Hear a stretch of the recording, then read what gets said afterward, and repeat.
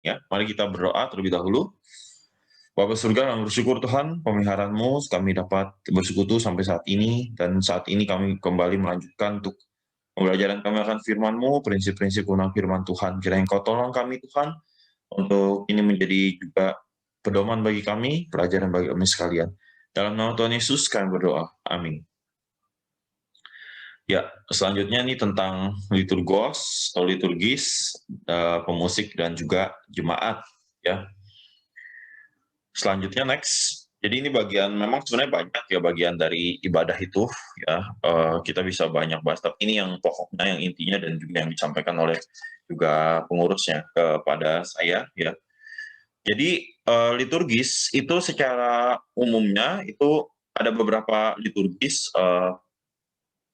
dan ini ya pemusik ya itu harus paling tidak ya mempunyai fungsi ya atau semacam ya mempunyai kualitas atau kemampuan beberapa poin ini ya, yaitu sebagai, ini saya sebut dulu secara menyeluruh, sebagai teolog, sebagai murid ya, sebagai seniman, dan sebagai pemimpin atau imam ya, pemimpin itu imam.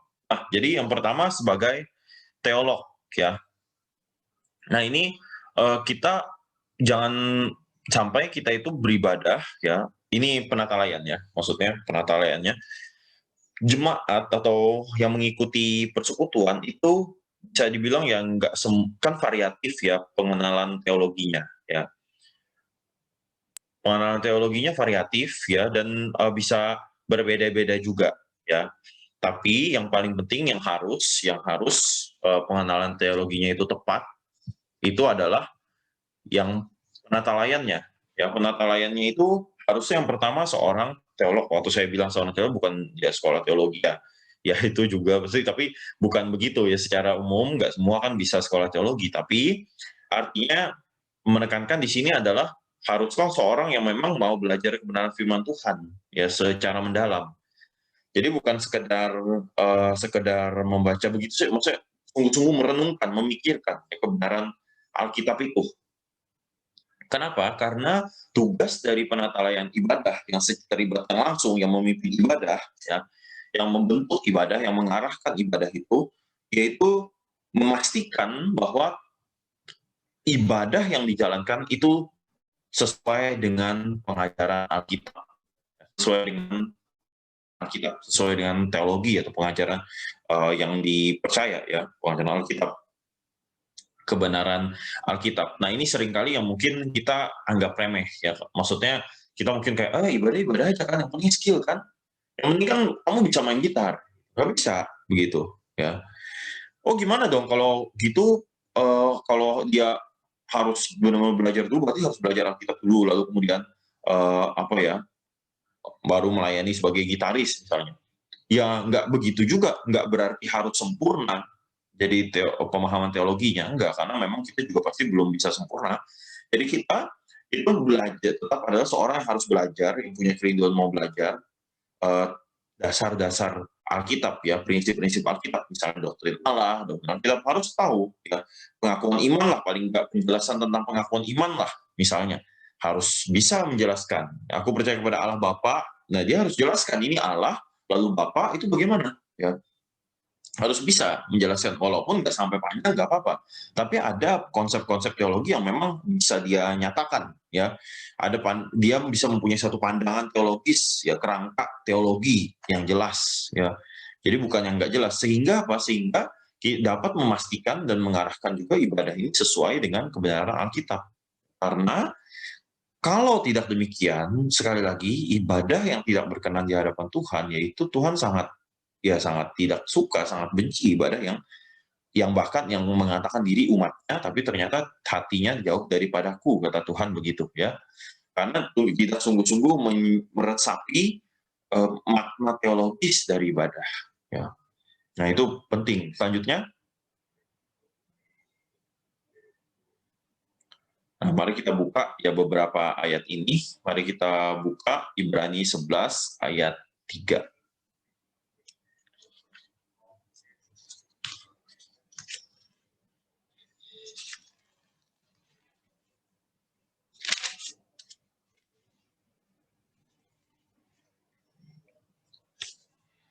Saya bacakan ya.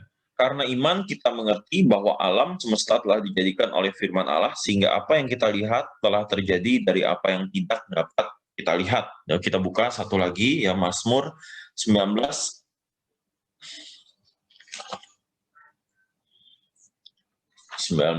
ayat 1 sampai 4. Saya bacakan. Mazmur 19 ayat 1 sampai 4 untuk pemimpin biduan Mazmur Daud. Langit menceritakan kemuliaan Allah dan cakrawala memberitakan pekerjaan tangannya. Hari menuliskan berita itu kepada hari dan malam menyampaikan pengetahuan itu kepada malam. Tidak ada berita dan tidak ada kata, suara mereka tidak terdengar. Ya. Nah, pemahaman teologi yang pertama yang harusnya diresapi ya oleh para pemimpin ibadah atau termasuk juga pemusik, bahwa apa yang kita terima itu adalah kebenaran yang kita terima, yang kita hidupi itu berdasarkan pada pewahyuan Allah. Ya, prinsip kehidupan orang Kristen, termasuk prinsip ibadah, berdasarkan pada wahyu Allah. Ya, wahyu Allah. Wahyu Allah itu wahyu umum, ada wahyu khusus. Tadi yang kita lihat, yang kita baca, itu adalah tentang wahyu Allah. Secara umum, di Mazmur 19 ayat 1 sampai 4, lalu kemudian ada wahyu secara khusus di Ibrani 11 ayat 3 ya, karena oleh firman Allah ya dijadikan itu semua. Kita tahunya itu kan dijadikan alam semesta ini firman Allah, ya wahyu khusus ya Alkitab kan. Karena kalau wahyu Mazmur 19, orang yang nggak terima Alkitab juga bisa percaya ada Allah yang mencipta alam semesta ini, tapi dijadikannya oleh firman Allah itu baru tahu dari Ibrani 11 ayat 3 ya, dan Kejadian 1 dari Alkitab ya kita tahunya. Jadi ada wahyu umum, ada wahyu khusus. Nextnya mungkin ada slide poin selanjutnya ya. Ini ada banyak ya poin, mungkin tayangin aja deh semuanya langsung supaya saya agak cepat deh sebelumnya itu ya. Jadi ini ada wahyu Allah ya. Kita menerima kebenaran ya itu dari wahyu Allah. Kebenaran umum dan kebenaran khusus. Kalau dalam filsafat itu epistemologinya, umat Tuhan, epistemologi ya, sumber pengetahuan, dasar pengetahuan itu adalah wahyu Allah. Dan wahyu Allah ini wahyu umum, wahyu khusus. Oh, gimana dong kalau ini matematika tuh, itu dari Allah itu, matematika gimana? Oh, matematika itu wahyu umum Allah. Wahyu umum Allah itu. Jadi penyingkapan akan kebenaran yang kepada kita secara umum yang kita terima itu dari wahyu Allah, bukan usaha kita sebenarnya. Kita itu disingkapkan. Kita ini semacam mungkin mengenali saja kebenaran itu ya. Lalu mengolah dalam arti misalnya membuatnya sebagai kerangka, mengkonsepkannya secara teoritis ya, itu kita, itu manusia, itu respon kita. Tapi kebenaran itu bukan kita yang ciptakan, tapi Allah yang menciptakan dan wahyukan. Tuhan Allah sendiri adalah kebenaran dan dia wahyukan kepada kita. Kebenaran, ada kebenaran umum yang bidang-bidang umum ya, terkait misalnya matematika, ekonomi ya, kalau kalian IPB juga termasuk bagian pertanian misalnya, teknik ya, industri, semua ini kebenaran sifatnya umum. Ini wahyu umum Allah. Allah menyatakan kebenaran kepada kita untuk bagaimana kita seharusnya menjadi manusia, untuk bagaimana kita seharusnya memperlakukan sesama kita, memperlakukan alam ini, ya, menjalani hidup ini kebenaran umum, ya. Lalu ada juga kebenaran khusus, ya, kebenaran khusus, wahyu khusus, yang Allah, di mana Allah nyatakan kebenaran khusus itu melalui wahyu khusus, yaitu adanya kita mengalami penebusan. Nah, wahyu khusus ini adalah memang untuk umat Tuhan. Nah, kembali lagi, ini terkait juga dengan tadi ya pemahaman. Kalau kita tidak menjadi seorang teolog, tidak memahami ini, maka kita akan berpikir bahwa semua agama itu sama, Allahnya sama, ya misalnya seperti itu. Ya enggak, Allahnya itu enggak sama. Mungkin mereka ingin ke Allah yang sejati, tapi kalau tidak di dalam Kristus, keinginan mereka enggak sampai. Ya, jadi Allah yang disembah itu hanya proyeksi diri saja. Maka itu hanya ditambahkan, oh manusia kan pengampun, oh maha pengampun Allah. Manusia adil, dari refleksi moral manusia lalu ditambah maha. Ya itulah jadinya itu yang sifatnya umum ya, sifatnya umum lah ya, bahwa manusia ternyata mempunyai dorongan untuk beribadah tapi karena dosa dan seterusnya jadi nggak bisa, ya tadi saya sudah jelaskan begitu. Nah ini pemahaman ini ada, dan juga ada juga wahyu khusus bahwa ternyata yang menyembah Tuhan, Tuhan itu lebih berkenan, lebih senang menerima pujian yang memang dari umat Tuhan, yang sudah dibentuk secara khusus di dalam Kristus. Ya. Nah ini yang penting, yang mengalami lahir baru dari Roh Kudus, maka seorang pemimpin atau penata ibadah harus memahami ini. Ada wahyu umum bahwa memang kita dicipta untuk sebagai orang yang beribadah, tapi juga kita harus memahami ibadah kita ini juga khusus atau spesial di hadapan Tuhan. Karena Tuhan menginginkan adalah umat yang khusus beribadah kepadanya. Kita adalah orang-orang yang menerima wahyu khusus di hadapan Allah, menerima penebusan, pertobatan, mengalami pertobatan sejati. Ya, jadi seorang pemimpin harus menegaskan, menekankan hal ini, harus menerima, pasti percaya kepada kebenaran umum yang Allah nyatakan. Maka itu seorang pemimpin harus mengajak orang-orang yang sudah menerima kebenaran umum itu bersyukur kepada Tuhan, memuliakan nama Allah atas kebenaran umum itu. Ya tadi lah saya bilang, dalam studi kalian yang bisa bersyukur, kan orang lain juga studi kan, dan studi yang sama juga. Tapi kita bedanya, pemimpin itu harus mengajak orang-orang itu berespon dengan tepat, ya, mempunyai pemahaman seperti ini. So what, ya, akhirnya kami harus, kita semua harus memuji Tuhan, nah, kepada Allah yang sejati atas kebenaran umum yang Tuhan nyatakan kepada kita, ya. Lalu kemudian kita juga mengajak pemimpin itu juga mengajak pemimpin liturgi, ya, ibadah ataupun pemusik itu juga harus seorang teolog supaya dapat mengajak juga jemaat atau teman-teman yang lain itu melihat orang itu kenal siapa Kristus, ya, orang itu datang kepada Kristus. Maka kalau kata-kata kita pun yang memimpin puji-pujian, itu pun haruslah kata-kata yang bersifat khusus juga, ya. Maksudnya bersifat khusus itu ya memang ada memberitakan tentang penebusan Kristus gitu loh. Jangan kayak nyebutnya, oh ya saya sederhana aja ya, ada sukacita gitu. Ya kalau sukacita gitu doang ya di luar ibadah itu ada juga yang ngomong kayak gitu, ya. Nggak ada khususnya lagi. Kalau itu aja sama. Tapi kalau ada yang khususnya, ada sukacita di dalam Kristus, ada gitu misalnya. Lalu ungkapan adanya itu seperti apa? Alkitab macam-macam ungkapan sukacita itu. Ada ungkapan sukacita bisa berseru, teriak gitu, bersorak. Ada juga ada ungkapan sukacita yang dari hati, yang memang nggak ekspresif seperti itu, tapi bersukacita di dalam Tuhan. Contohnya saya pikir jelas. Misalnya waktu Paulus dikatakan mengirim surat yang dikatakan surat-surat dari penjara, dia mengatakan malah aku bersukacita, aku bersukacita. Apa artinya maksud Paulus di penjara dia ketawa-ketawa lalu apa? Enggak, dia juga tanda petik mungkin semacam ya sedih dalam arti karena terkurung kan, tapi dia ada sukacita di dalam Kristus yang memang tidak melulu harus ekspresif seperti itu, ya, gitu ya. Jadi intinya di sini kita harus mempunyai pemahaman-pemahaman yang khusus, ya. Jadi bukan sifatnya umum. Termasuk juga tadi kalau konteks kita sih ini pemimpin liturgi ya, atau MC atau liturgos dengan pemusik, ya. Tapi kalau khotbah juga demikian juga. Pengkhotbah pun ibadah dalam ibadah Kristen nggak bisa kebenaran umum aja yang hanya disampaikan. Harus kebenaran khusus. Kalau kebenaran umum, ya apa bedanya dengan motivator, ya kan? Apa bedanya dengan motivator? Jadi harus ada kebenaran-kebenaran khusus. Yesus mati bagi kita, kita semua berdosa. Harus ada teguran-teguran seperti itu.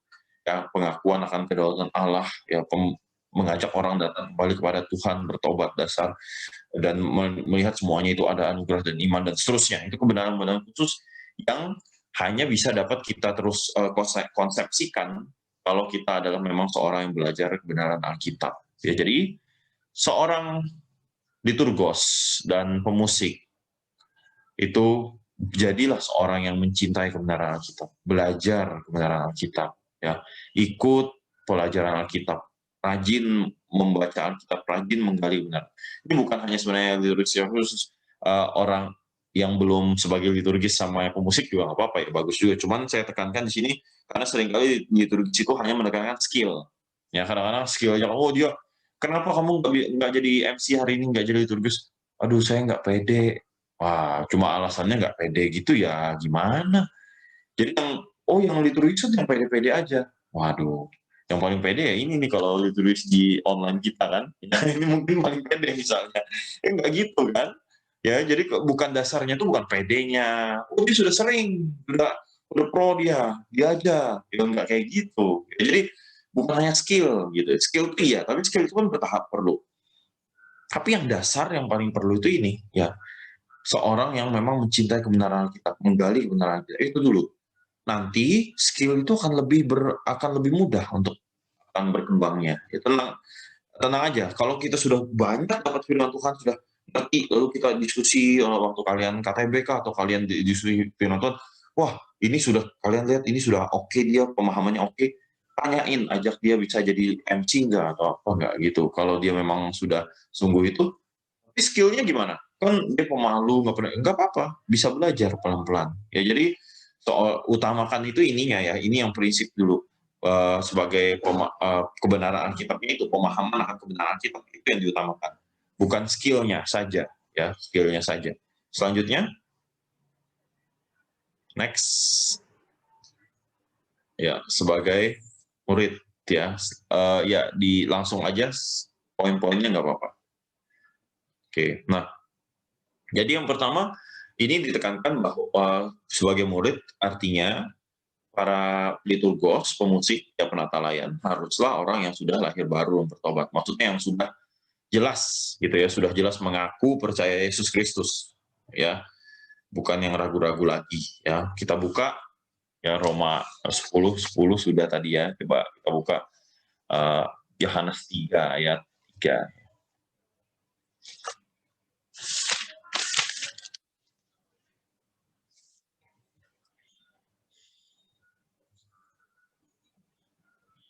Saya bacakan Yohanes 3 ayat 3. Yesus menjawab katanya, aku berkata kepadamu sesungguhnya jika seorang tidak dilahirkan kembali, ia tidak dapat melihat kerajaan Allah ya. Nah ini penting ya, bahwa harus lahir baru. Nah lahir baru itu nggak sama ya dengan bertobat. Maksudnya bisa aja orang tuh lahir baru sebelum dia bertobat, bisa. Ya. Bisa juga malah orang itu sudah bilang bertobat, saya percaya Yesus, tapi dia belum mengaku, belum sungguh-sungguh lahir baru. Bisa juga. Misalnya nih, contohnya misalnya kalau apa, kalau dalam dalam apa sejarah gereja, Agustinus misalnya. Agustinus itu sebelum dia sungguh-sungguh ini sungguh-sungguh bertobat ya, dia itu sudah mengaku dia itu Kristen, ya sudah mengaku dia itu Kristen, tapi Kristen ya hidupnya masih dalam dosa, punya simpanan gitu ya. Lalu sudah itu baru dia ya sudah itulah dia lahir baru ya, dia sungguh-sungguh. Jadi jangan samakan lahir baru yang bertobat. Lahir baru itu kadang nggak selalu kelihatan momennya. Lahir baru itu bisa proses ya. Roh Kudus itu bisa sudah melahirbarukan kita dari dalam tanpa kita menyadari dan mengakuinya ya. Kita sudah ada kesiapan hati yang siap ditabur firman Tuhan, siap menyambut kebenaran Kristus. Lalu sampai suatu kali kita ketemu Injil, lalu kita oh iya ya, iya bener loh, kok kayaknya selama ini ada kepikir begitu, tapi kok nggak sungguh-sungguh, saya baru saya semacam tercerahkan, semacam iya saya sadar saya berdosa dan saya harus ya misalnya begitu ya. Itu jadi lahir baru itu tidak selalu momen kelihatan ya secara fenomena. Lahir baru itu ya kayak tadi Tuhan Yesus kan bilang nih di dalam percakapan dengan Nikodemus, itu seperti angin ya, kita nggak lihat tapi gejalanya bisa kita lihat ya. Kita bisa lihat gejalanya ya. Gejalanya apa? Yaitu dia mengaku dan percaya kepada Tuhan Yesus Kristus ya, sungguh-sungguh mengaku. Maka saya pikir perlulah ya yang pemimpin yang liturgos itu kalau ditanya juga atau macam diberikan apa ya, semacam statement of faith gitu ya, pengakuan iman ya, itu bagus juga kalau dia nggak bisa mengaku, dia bisa menyatakan pengakuan iman kamu, coba nyatakan ya, aku percaya kepada apa yang kamu percaya. Nah itu lebih baik juga ya, mengaku percaya pada Yesus Kristus. Lalu yang kedua ada buah roh, ini gejalanya yang tadi saya bilang. Lahir baru memang peristiwanya itu tidak selalu kelihatan jelas ya, karena sering di dalam kan, di dalam dengar firman terolahnya di dalam hati, di dalam diri kita, jadi di dalam batin kita. Dengar firman kita bisa aja waktu dengar firman ngantuk-ngantuk, bisa aja dengar firman nggak konsentrasi gitu, bisa juga. Tapi firman itu masuk karena firman itu berkuasa, lalu ada Roh Kudus dengan firman itu mengubah kita dari dalam, kita waktu itu waktu hari hanya dengan firman itu biasa aja. Wah, tapi sampai suatu ketika kita bangun tidur atau bagaimana, ada semakin bisa kesadaran, kenapa saya harus begini? Kenapa saya nggak doa ya? Oh, saya harus doa. Nah, bisa aja begitu kadang-kadang. Atau kita jadi ingat firman Tuhan. Ya, jadi tapi gejalanya tuh muncul. Ya, gejalanya kelihatan. Pasti kelihatan. Nggak mungkin orang yang lahir baru lalu nggak kelihatan sama sekali. Kan aku sucinya di dalam. Ya, suci di dalam ya nggak suci. Suci di dalam ya kayak gimana ya. Suci itu pasti memancar keluar. Ya, jadi ini seorang liturgos dan juga pemusik itu haruslah seorang murid Kristus, ya. Artinya seorang yang sudah lahir baru, ya, mengalami lahir baru. Itu ada kesalahan di slide-nya ya, wahyu umum itu seharusnya dihapus ya. Yang kedua, seorang yang murid artinya menyatakan Yesus melalui segala aspek hidupnya, ya. Melalui puji-puji nyanyian, melalui kata-katanya, ekspresi emosi, fisiknya, ya. Dia rajin, mempunyai dorongan untuk baca Alkitab, semakin serupa Kristus. Yaitu murid Kristus semakin serupa Kristus. Memimpin liturgos, ya harus memang orang yang memang semakin ini ya, serupa Kristus ya. Bukan berarti, nah ini jangan jadi ejek-ejekan juga ya.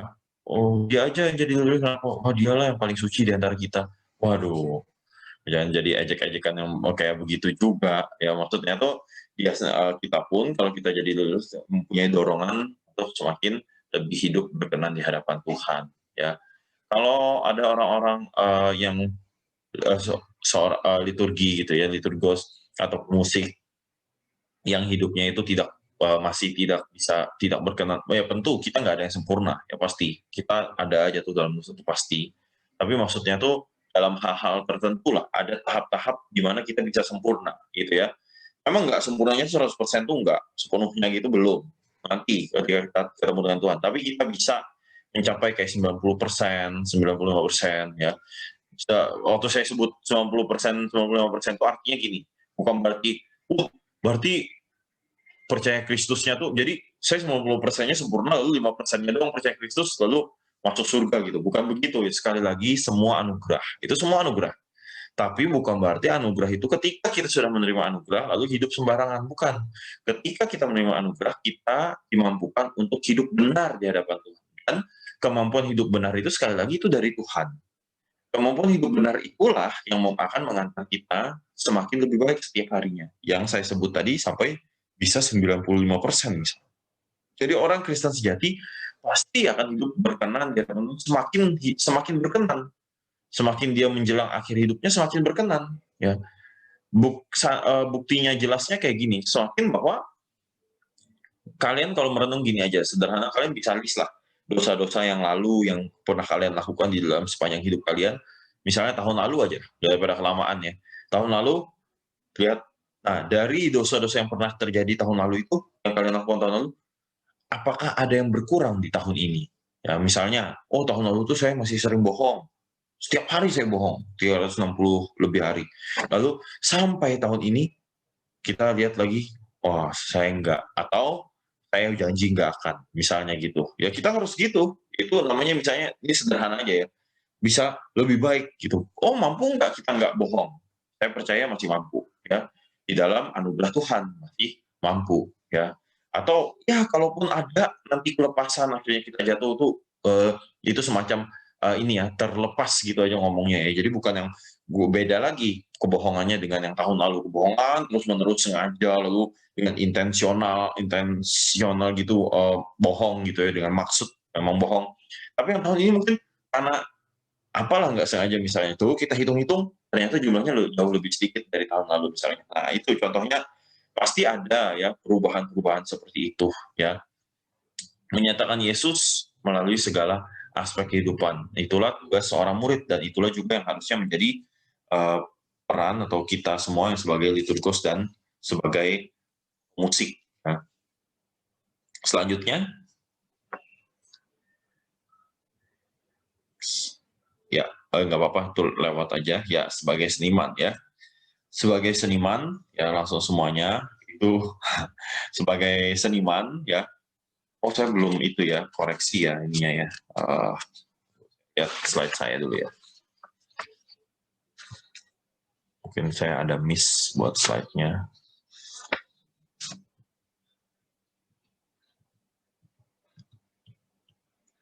Oh, oke. Ya, sebagai seniman itu ada miss ya. Jadi sebagai seniman artinya tutup aja dulu slide-nya, nggak apa-apa. Ada yang miss nanti pas yang di jemaat aja ya, dibuka lagi. Slide-nya ditutup aja, saya ngomong aja ya.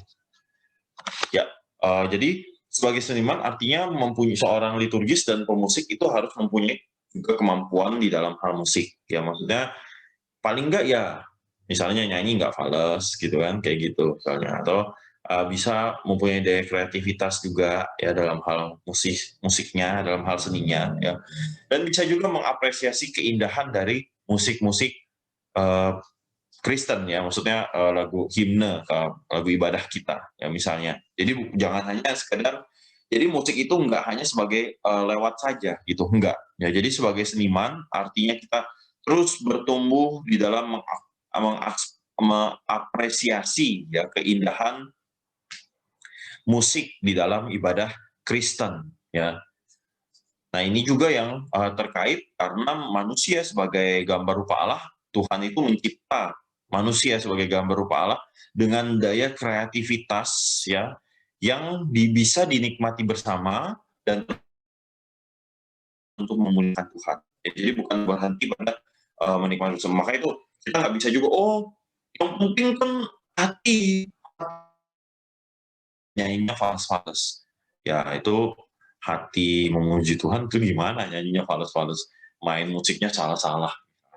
Itu kan nggak mungkin kayak gitu kan. Kalau kasarnya ya, saya kalau kasarnya ngomong, kalau kalian lagi suka sama seorang, lalu kemudian kalian malah kasih hadiahnya itu apa ya, ekstrimnya ya, tai kucing gitu ya, kasih hadiahnya kalau dibungkus ya besar, bungkus beberapa bungkus kado besar sampai kecil, tai kucing gitu misalnya. Lalu oh kasihnya tai kucing, kan yang penting hatiku padamu. Wah itu ya itu sudah salah mesti, karena hati itu justru diekspresikan kan, hati yang di dalam itu harus diekspresikan melalui kata-kata, melalui perbuatan kita ya. Jadi maksudnya di sini sebagai seniman artinya seorang liturgos, seorang pemusik itu ya dapat untuk mempunyai satu kemampuan lah, dapat untuk mengapresiasi musik di dalam ibadah Kristen ya. Jadi bisa juga dengan kreativitasnya mengolah musik itu, variasinya seperti apa ya.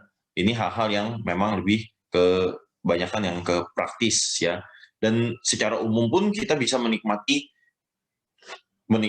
gaya kreativitas ilahi ya di dalam musik ya, bagaimana Tuhan itu sudah mencipta manusia dengan satu daya kreativitas untuk dituangkan, ya diekspresikan, dinyatakan, dan kita pun menikmati daya kreativitas itu sehingga kita juga kembali mengagungkan Tuhan kita, yang mengagungkan pencipta kita. Kita bisa misalnya ini terkait dengan kemampuan termasuk menganalisis lagunya ya. Kenapa lagunya saya mau buat di sini kita nyanyi lebih keras, di sini nyanyinya lebih kecil, nyanyinya lebih lembut di sini. Lalu di sini kenapa beatnya saya harus begini, begitu ya. Itu kita bisa buat ya. Kenapa saya nggak mau ini pakai perkusi kalau bagian ini? Kenapa di sini saya maunya bait yang ketiga ini kita akapela aja ya, baru bait nanti referen kita akan kayak gitu ya. Itu yang seniman ya, maksudnya dia berperan sebagai mempunyai kemampuan seniman atau berperan sebagai seniman ya. Bukan berarti harus sempurna, sekali lagi itu kan perlu proses, karena nggak semua orang belajar musik atau belajar seni secara formal, dan nggak perlu juga.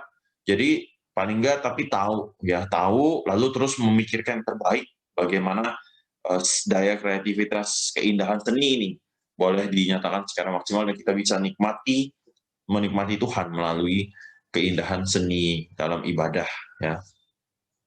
Lalu yang selanjutnya,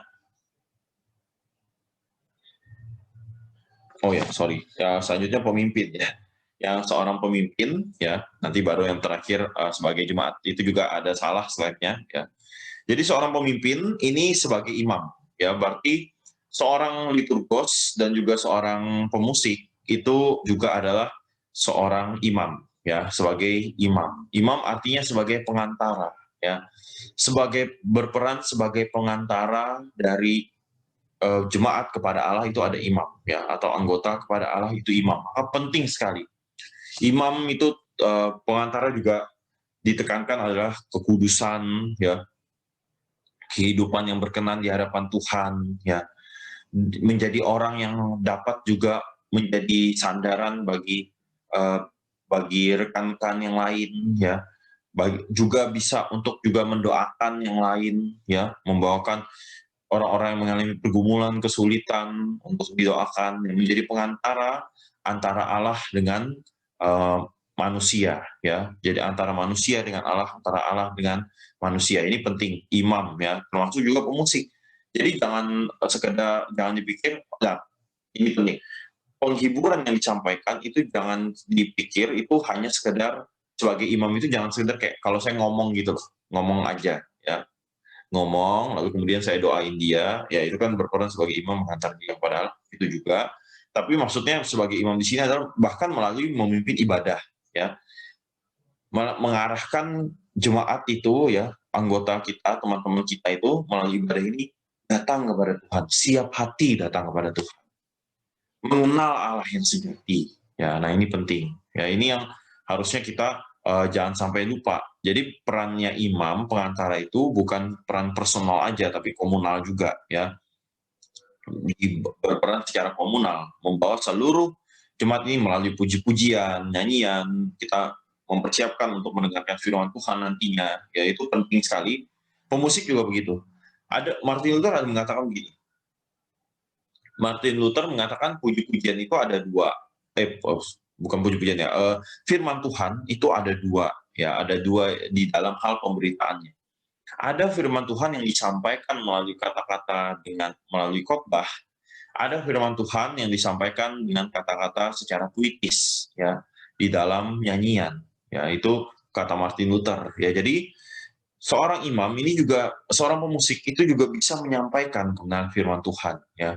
Seorang imam juga begitu, menyampaikan kebenaran firman Tuhan melalui puji-pujian, menguatkan akan janji Tuhan, akan kebenaran karya penebusan Kristus, pengharapan di dalam Kristus, pengampunan, ya, penghiburan yang sejati di dalam Kristus, ya. Jadi lalu kemudian waktu berdoa juga kita bisa doa sama-sama, mendoakan jemaat juga, mendoakan orang-orang yang lain. Maka waktu doa syafaat juga bisa kan, yang mimpin itu doa syafaatnya hanya liturgi saja, bisa juga, ya, bisa juga bersuara semua, bisa juga yang bersuara hanya liturgi saja, itu bisa, ya, karena sebagai imam, ya, sebagai imam artinya menggerakkan umat Tuhan itu untuk dapat mencapai atau menggenapi tujuan Allah menciptakan umat Tuhan dan menebus umatnya itu, ya. Jadi sebagai imam artinya membawa umat Tuhan itu, ya, menggerakkan umat Tuhan itu untuk terarah pada penggenapan akan rencana Allah atas umat Tuhan itu, ya. Nah, dalam ibadah artinya ya supaya ibadah ini berkenan kepada Tuhan, supaya ibadah ini memuliakan Tuhan. Seperti apa imam itu, apa yang harus dilakukan oleh seorang liturgis dan seorang pemusik. Nah, harus terus memikirkan fokusnya pada itu. Bagaimana supaya orang ini melihat kepada Kristus, bertemu kepada Kristus, bukan bertemu kepada saya, bukan bertemu kepada persekutuan solidaritas solidaritas sosial, ya, antar umat manusia, ya gitu, bukan, tapi bawa kepada Kristus. Lalu bagaimana kalau ada juga orang yang non Kristen misalnya tiba-tiba datang ikut beribadah, juga tetap mengusahakan untuk terus membawa bagaimana supaya kebenaran Tuhan dinyatakan dan orang itu dapat hadir, ya, mengalami kehadiran Kristus di tengah-tengah ibadah, ya. Nah, selanjutnya jemaat bisa tolong tayangkan jemaat slide-nya. Nah, ini yang, ya, saya mengutip di sini. Mari kita lihat, ya, Mazmur 100. Kita akan baca ini cuma salah satu bagian, ya, jadi sebenarnya banyak sekali yang kita bisa, tapi paling enggak ini cukup mewakili, ya. Kita baca Mazmur 100, kita buka, kita baca.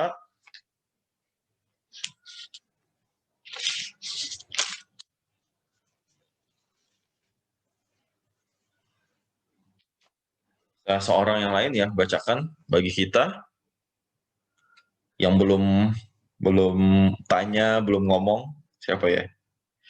Yang Saya satu boleh. siapa? Oh, Maher. Ya, silakan. Mazmur 100 ya, semua ayatnya ya. Ya, Pak. Mazmur 100. Pujilah Allah dalam baitnya. Mazmur untuk korban syukur. Bersorak-soraklah bagi Tuhan, hai seluruh bumi. Beribadahlah kepada Tuhan dengan sukacita, datanglah ke hadapannya dengan sorak-sorai. Ketahuilah bahwa Tuhanlah Allah. Dialah yang menjadikan kita dan punya dialah kita, umatnya dan kawanan domba gembalaannya. Masuklah melalui pintu gerbangnya dengan nyanyian syukur, ke dalam pelatarannya dengan puji-pujian, bersyukurlah kepadanya dan pujilah namanya.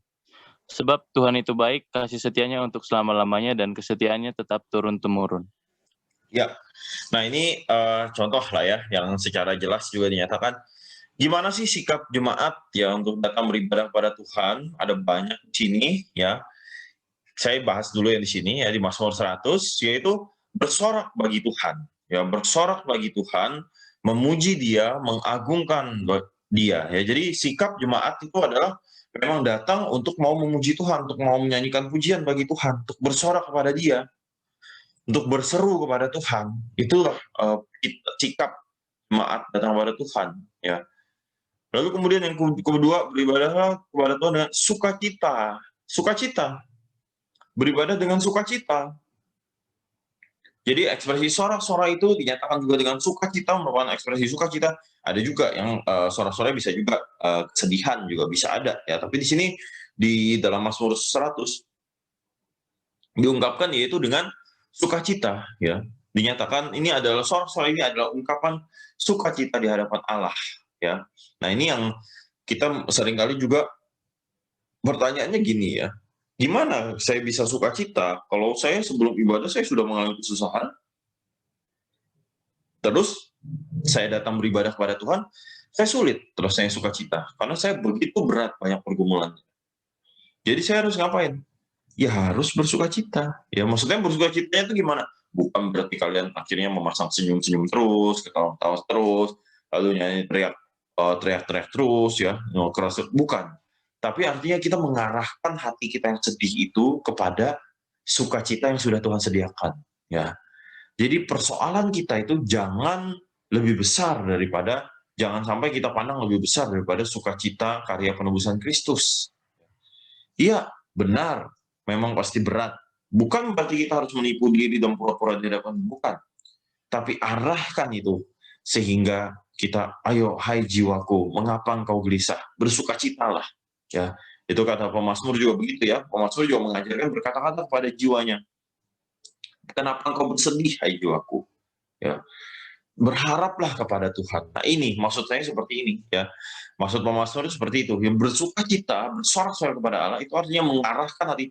Tapi ketika saya ini galau, bad mood, ya susah, arahkan itu doa sama Tuhan. Tuhan, ajar saya menikmati sukacita penebusan Allah melebihi daripada permasalahan atau pergumulan saya. Ya. Jangan sampai saya melihat pergumulan saya itu jauh lebih besar daripada sukacita yang Allah berikan di dalam Kristus. Ya. Nah, itu yang perlu di sini dikatakan beribadahlah dengan sukacita, artinya mengarahkan hati kita kepada sukacita ilahi yang sudah Tuhan sediakan di dalam Kristus. Dan itu beneran sukacita, ya juga bukan sukacita pura-pura. Nanti di akhirnya jelaskan, sebab Tuhan itu baik, ya ingat, oke, saya mengalami kesusahan, tapi ingat kata-kata ini, Tuhan itu baik dan kasih setianya itu selama-lamanya, untuk selama-lamanya, dan kesediaannya tetap turun-temurun. Bagi sudut pandang kita mungkin nggak baik, tapi dari sudut pandang Tuhan, Alkitab sudah menyatakan Tuhan itu baik kok. Tuhan mengizinkan Tuhan kita mengalami kesusahan, ingat Tuhan itu baik kok. Bukan selalu mungkin langsung berubah keadaan itu jadi baik, bukan begitu juga poinnya. Poinnya adalah kita harus mengimani sesuatu yang mungkin belum kita lihat, yaitu mungkin kebaikan-kebaikan Allah yang sebenarnya ada di balik dari kesusahan yang kita alami itu, yang mungkin kita belum lihat dan belum nikmati, belum bisa nikmati.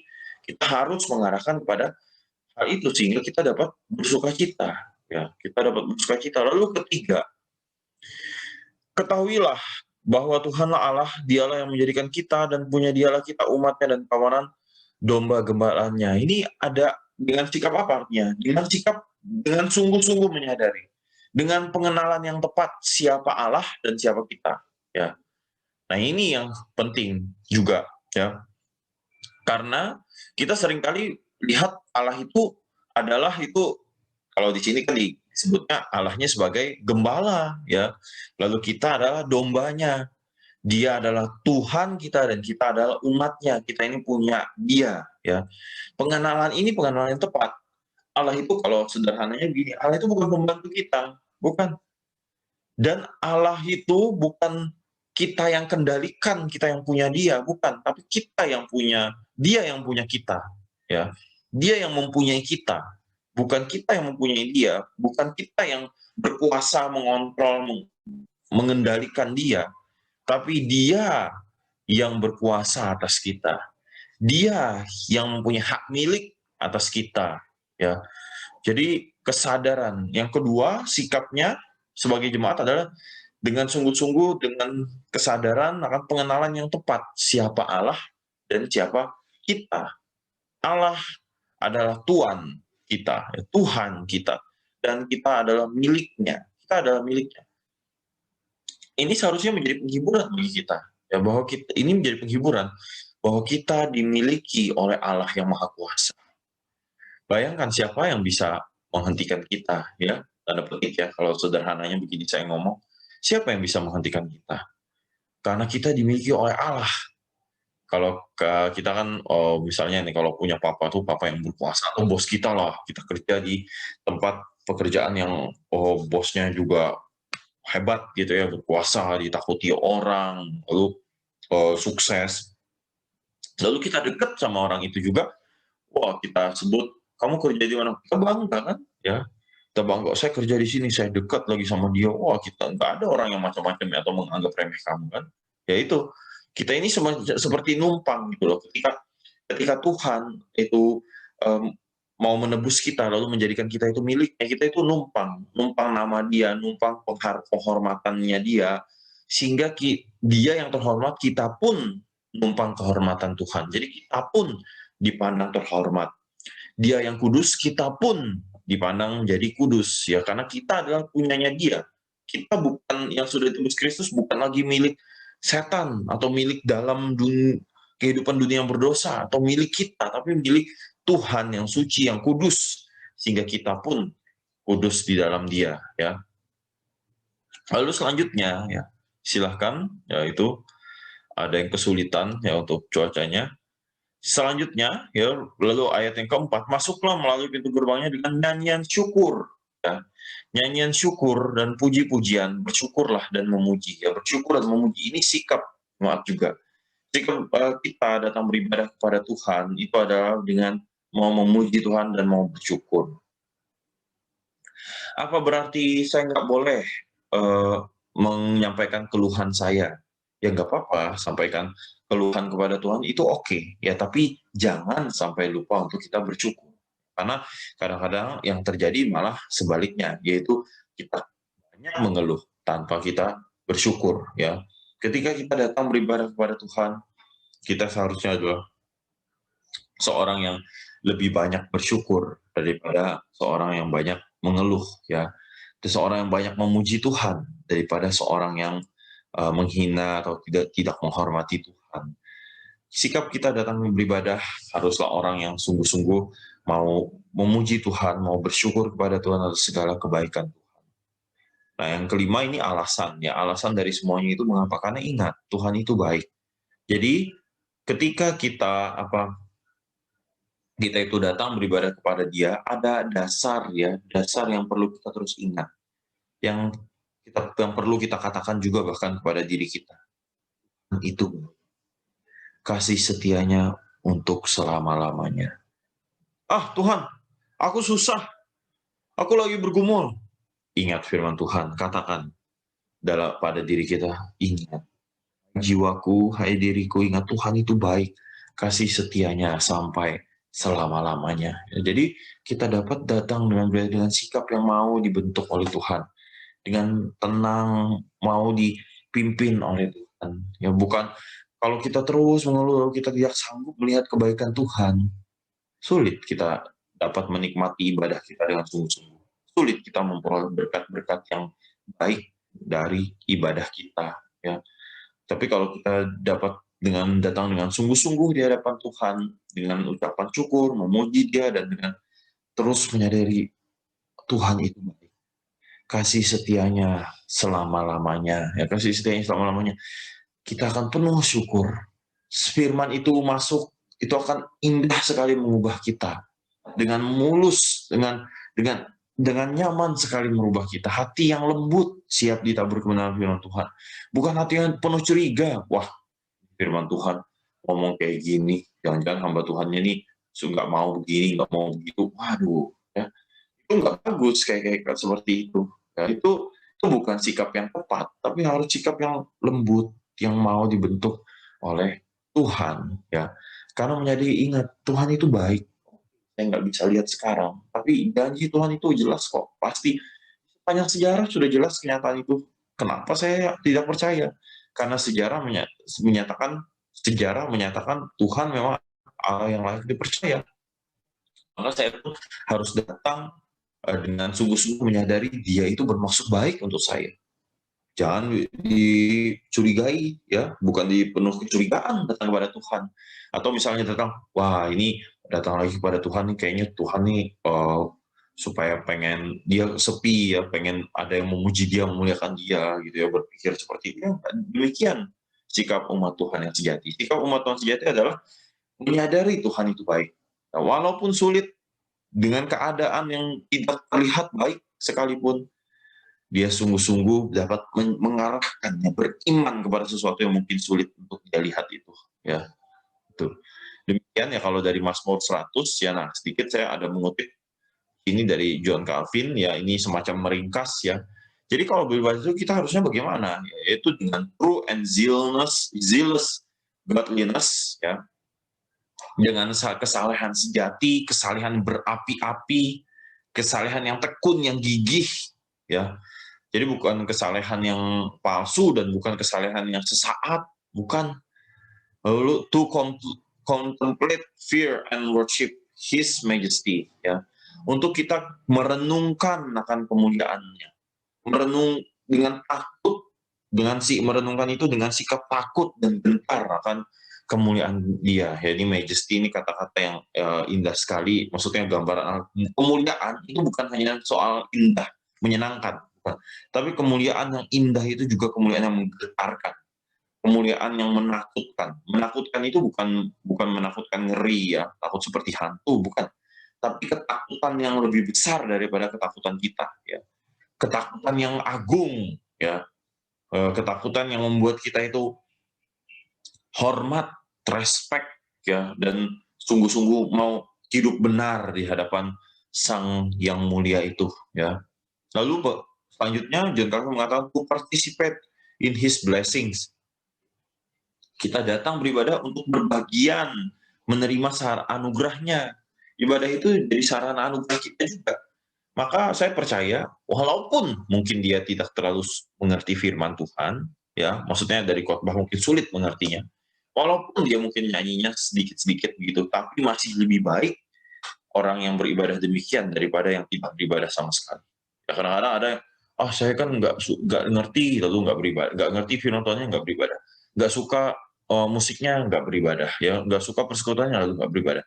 Ya, masih lebih baik orang yang datang beribadah, walaupun dia mungkin tidak terlalu banyak kenal teman, kenal orang, tidak terlalu banyak mengerti firman Tuhan yang dikhotbahkan, memuji Tuhan juga tidak terus berapi. Tapi saya percaya masih jauh lebih baik daripada yang tidak beribadah sama sekali. Kenapa? Karena ibadah yang sejati itu adalah sarana anugerah. Sarana anugerah. Sarana anugerah artinya kita bisa mendapat anugerah-anugerah untuk menguatkan iman kita. Iman kita dikuatkan, kita semakin ada dorongan untuk hidup kudus di hadapan Tuhan, ya. Dan Calvin mengatakan to participate in His blessings, ya. Lalu selanjutnya to seek his help at all times. Ya, John Calvin juga kita datang beribadah, kita semua itu dengan kerinduan untuk terus mengharapkan pertolongan dari Tuhan saja. Pertolongan dari Tuhan saja. Jadi nggak masalah datang beribadah butuh pertolongan, itu nggak apa-apa. Tapi kalau datang hanya untuk meminta pertolongan saja, ya itu masalah. Ya, beda ya. Jadi saya datang kepada Tuhan untuk mengharapkan pertolongan dari Tuhan saja dengan datang untuk pertolongan saja, ya itu beda ya. Dari pertolongan Tuhan saja artinya Tuhan satu-satunya harapan saya. Saya nggak bisa mengandalkan diri saya nggak bisa mengandalkan apa yang saya miliki, kemampuan saya, orang-orang sekitar saya. Saya datang beribadah itu artinya dengan sikap saya mau berserah kepada Dia. Saya mengakui Dialah satu-satunya harapan saya, bukan yang lain. Dialah sumber untuk saya dapat menopang kehidupan saya, bukan yang lain. Karena ini satu sikap yang tepat, ya sikap yang mau sungguh-sungguh bersandar kepada pertolongan Tuhan. Lalu selanjutnya to recognize and by praises to celebrate and the greatness of His works. Ya, ini untuk memuji dan mengenali dan memuji dan merayakan ya keagungan dari karyanya. Ini sikap ibadah yang tepat. Sikap ibadah sekali lagi bukan untuk mencurigai Tuhan, menghina Tuhan, merendahkan Tuhan, atau dengan seenaknya gitu, tapi dengan sungguh takut akan gentar dan akan kagum akan kemuliaannya dan mengenali dan merayakan akan keagungan dari karyanya, karya penciptaan, karya penebusan, ya sehingga nama Tuhan semakin dipermuliakan. Ya, sekian. Ya, saya agak percepat karena kan saya sampai 16.30 aja ya. Jadi itu sudah paling batasnya saya bisa karena ada pelayanan yang lain. Ya, sekian sesi kedua ini. Mari kita berdoa. Selanjutnya kita akan masuk ke sesi tanya jawab lagi. Mari kita berdoa. Bapa kami surga, kami bersyukur Tuhan atas kesempatan yang Kau berikan. Kami dapat kembali merenungkan kebenaran firman Tuhan. Memang banyak hal yang harus terus dipelajari, direnungkan. Kiranya Engkau berikan kelembutan hati pada setiap kami untuk diubahkan oleh firman-Mu Tuhan. Sertai untuk para mahasiswa, khususnya yang PMK IPB ini Tuhan, untuk semakin terus bertumbuh dalam kebenaran firman-Mu. Lebih lagi mencintai Tuhan, lebih lagi menjadi pelaku firman Tuhan, lebih lagi menjadi saksi kebenaran-Mu. Dalam nama Tuhan Yesus, kami berdoa. Amin. Oke. Baik, kita masuk ke dalam sesi tanya jawab. Teman-teman yang punya pertanyaan mungkin boleh tanya. Slide-nya bisa dikeluarkan, di slide-nya di stop aja. Oke, aku bacain pertanyaan yang pertama. Itu dari Yeremia. Izin bertanya, Pak, mengapa kebanyakan gereja-gereja di Indonesia saat pujian dan penyembahan harus menggunakan band dan alat-alat sound system? Iya. Mengapa? Ya, memang ya itu ini sebenarnya nggak ini ya, bahwa ya itu memang secara dasarnya yang pasti mengikuti perkembangan zaman ya, mengikuti perkembangan zaman ya gitu, adanya perkembangan teknologi, ada sound system yang bisa membantu kita nyanyi ya, bahkan kita bantu main musik bisa lebih baik ya, membantu orang-orang yang tidak terlalu jago banget musiknya tapi dengan variasi sound system ya bisa dimanfaatkan untuk membuat musik itu jadi lebih baik misalnya gitu ya. Itu secara ini karena perkembangan zaman, tapi sisi yang lain juga adalah karena ini saya praktis saja ya udah jawabnya, karena memang juga nggak semua mungkin gedung itu bagus untuk menyanyi ya, nggak semua gedung itu akustiknya oke ya, jadi nyanyian pujian yang dibawakan itu harus diperlukan alat bantuan lagi ya, jadi ada sound system ya. Nah tapi sisi yang lain, jadi kita nih nggak anti ya dengan sound system ya, itu maksud saya ya, jadi nggak apa-apa ya. Nah tapi kalau yang di sisi lain, nah bagaimana dengan menggunakan band ya, memang sekali lagi itu pasti tadi kan perkembangan zaman, teknologi, lalu kedua karena kebutuhan karena akustik yang kurang, lalu ketiga ya memang karena pengaruh zaman ya, pastinya itu karena juga pengaruh zaman ya, pengaruh zaman. Setiap zaman itu ada semacam karakteristik ya yang mewarnai zaman tertentu. Ya misalnya ada zaman abad pertengahan, ya kalau di Western ya peradaban Barat itu ada abad pertengahan, lalu abad modern ya. Kalau kita memang Indonesia ini seperti ya, mungkin hanya dua ya. Kita sebutnya ya kita bisa juga abad pertama masukin. Kita mungkin masukin abad kuno sama abad modern ya. Mungkin begitu aja ya. Abad kunonya abad zamannya kerajaan-kerajaan. Lalu kemudian masuknya abad modern adalah kolonialisasi ya, kolonialisasi. Itu kita masuk di situ modernnya ya. Jadi kalau secara zaman itu ada karakter-karakter masing-masing ya. Jadi gereja-gereja kenapa pasti salah ya, juga yang ketiga tadi pengaruh zaman ya, pengaruh zaman, maka akhirnya ikut-ikutan. Tentu ya sekali lagi kita tuh bukan berarti anti maksudnya gini, bukan berarti band itu jadi langsung kafir gitu, enggak, bukan begitu juga ya. Tapi penekanan saya adalah kadang-kadang bagaimana mengelolanya ya, mengelola band, permainan bandnya, lalu mengelola musiknya seperti apa, gaya musiknya seperti apa. Nah itu yang perlu sebenarnya menjadi fondasi dasar, baru kemudian kita susun bandnya. Jadi kita susun alat musik apa yang diperlukan, bukan hanya sekedar oh ini kita belum ada gitar ya, beli gitar, sekedar begitu doang. Kita kayaknya belum ada nih ya perkusi, beli alat perkusi, alat musik perkusi misalnya. Ya bukan sekedar begitu doang ya. Jadi begitu ya dari saya secara praktisnya. Pertama karena memang perkembangan teknologi mau nggak mau pasti adalah kepengaruh ya di dalam hal teknologis. Lalu kemudian juga memang tidak adanya akustik, tidak banyaknya, bukan tidak ada ya, tidak banyak akustik yang baik ya di dalam gereja-gereja yang sekarang. Beda kalau gereja-gereja katedral, gotik itu ya, mereka akustiknya bagus, tenang, kamu nyanyi ngomong kecil aja juga bisa kedengaran sampai ujung ya, ngomong biasa bisa pengkhotbah di depan nggak usah pakai mic bisa jelas sampai ujung ya gitu ya. Jadi dan memang nggak terlalu besar, maksudnya paling banyak pun apa ya kalau katedral itu ya? Mungkin 1.000 kali ya, maksudnya kayaknya nggak. Ada yang katedral yang besar banget, ada juga ya, jadi tergantung. Tapi kan kalau gereja yang sekarang akustiknya nggak bagus, lalu kemudian rata-rata kebanyakan juga sebenarnya karena akustik nggak bagus, lalu ruangannya juga nggak besar ya, juga kalau kecil akustik nggak bagus tapi ruangannya sempit kan tetap kedengaran, tapi ruangannya juga besar sehingga nggak maksimal, maka perlu sound system ya, alat sound system. Nah untuk band sendiri pasti ini pengaruh zaman ya, pengaruh zaman dimana kita jadi ini. Nah yang lucu itu begini ya, yang lucu itu jadinya akhirnya kan kita bergantung. Kita sudah awalnya wah kita perlu nih, nggak ada yang skill banget ininya mainnya, lalu kemudian ruangannya suara nggak bagus, oke kita beli, ya sudah beli, akhirnya jadi bergantung. Yang lucu itu jadi yang ibadah cuma 10 orang tuh bisa pakai mic juga, itu lebih 15 orang bisa pakai mic juga ya, 20 orang bisa pakai mic juga, padahal itu kecil ya. Karena saya pernah hadir yang begitu hadir, kok 20 orang doang pakai mic kan kayak kurang, jadi berubah lagi ya. Jadi sekarang sudah pakai itu yang awalnya tujuannya itu fungsional, tapi sekarang jadi bergantung ya.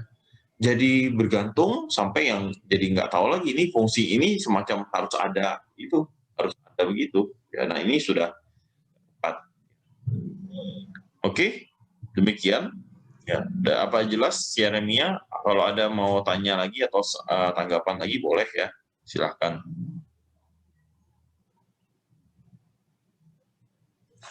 Silahkan, ada lagi mungkin dari teman-teman yang lain. Oke, ada pertanyaan lagi, satu lagi Pak. Izin bertanya, bagaimana pandangan tentang kota ibadah dan puji-pujian tiap denominasi gereja yang bisa dibilang cukup beragam? Oh, ini ada lagi ya. Bagaimana ibadah yang denominasi yang beragam? Nah, ya memang. Paling enggak secara prinsip-prinsip yang sudah diajarkan Alkitab itu harus dilakukan. Ya, itu dulu yang terutama. Yang tadi saya sudah sampaikan. Nah, untuk variasinya, keragamannya itu biasanya kan ada variasi tambahan. Misalnya gini, misalnya kalau pujian kan ada dong, ada sudah pujian. Nah, tapi jenis pujiannya beda-beda, kan kayak gitu. Lalu firman, khotbah ada, tapi khotbahnya juga beda-beda, misalnya kayak gitu. Lalu sakramen ada dijalankan, nah, itu oke ya. Jadi prinsip-prinsip tadi yang saya sudah sampaikan, yang tentang ibadah apa aja yang ada, itu harus ada, ya prinsip ini harus ada. Nah, tapi variasinya, misalnya variasi ibadahnya uh, urutannya berbeda, lalu kemudian gaya musik yang berbeda, itu harus mempunyai dasar teologis yang benar. Ya, jadi harus mempunyai dasar teologis yang tepat. Jadi nggak bisa cuma sekedar ikut-ikutan. Kenapa kamu pengakuan iman sebelum khotbah? Apa bedanya pengakuan iman sebelum khotbah dan sesudah khotbah? Nah, itu harus dipikirkan. Kenapa saya susunannya liturginya seperti ini, misalnya? Itu harus dipikirkan. Prinsipnya itu, jadi prinsipnya harus dijalankan, ya. Tapi kalau yang berbeda-beda secara yang tidak prinsip, dalam arti tidak prinsip itu, yaitu kembali lagi kepada tanggung jawab iman di hadapan Tuhan masing-masing. Bagaimana, ya? Itu yang harus ditekankan. Sekali lagi, ingat jangan sampai ibadah itu entah menjalankan perintah manusia atau jalankan pikiran kita, tapi ingat itu adalah caranya harus sesuai Allah, ya, sesuai caranya Allah. Allah ingin disembah seperti apa, karena dialah yang kita sembah. Jangan, oh saya kan bisanya begini. Apa kita nggak tanya dulu, Allah pengen nggak bisanya kamu itu disampaikan di ibadah, atau ternyata nggak pengen. Nah, itu kayak gitu, harus kumulkan. Oh, saya kan bisanya tuh, misalnya apa ya, saya kan ahlinya lompat-lompat, misalnya gitu. Lalu kita bisa tanya, apakah lompat-lompat itu memang bisanya kamu itu harus diekspresikan di ibadah atau bagaimana? Nah, itu yang kita perlu bicarakan lagi. Jadi masing-masingnya secara kebebasan denominasi kan ya siapa yang bisa larang gitu kan. Tapi kalau ditanya soal saya tanggapinnya adalah ya kembali harus jalankan yang prinsip itu harus dijalankan, dan yang lainnya keragamannya, variasinya kembali harus ada pertanggungjawaban teologis yang benar juga. Ya, jadi jangan sampai cuma ikut-ikutan, cuma supaya seru, cuma supaya rame. Ya, tapi ya itulah mungkin teologinya ya. Teologi supaya rame, teologi supaya seru, ya bisa juga begitu. Ada begitu?